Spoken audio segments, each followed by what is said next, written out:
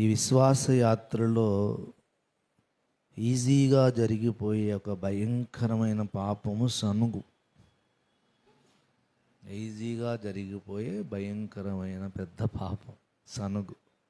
వారు సనిగి సంహారకుని చేత నశించిరి అని 1 కొరింథీ పత్రిక 10వ అధ్యాయం చెబుతుంది. సనిగినందుకే దేవుడు వారిని అరణ్యంలో చంపేశాడట. అంటే సనుగు ఎంత భయంకరమైన పాపం. కానీ ఈజీగా జరిగిపోయే పాపం అది. సనుగుకొని విశ్వాస ఎవరైనా ఉన్నారా ఇక్కడ? నేను మొదలుకొని మనందరం సనుక్కుంటున్న వాళ్ళవే. సనుక్కొని విశ్వాసి లేనే లేడు అసలు.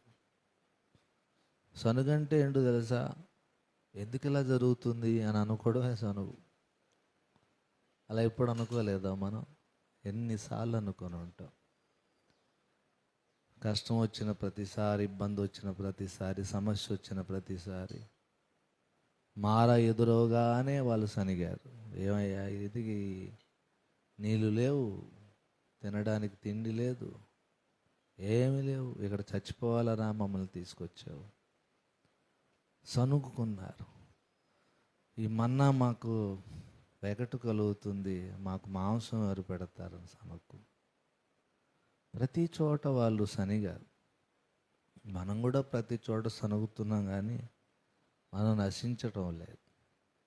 దేవుని మహాకృప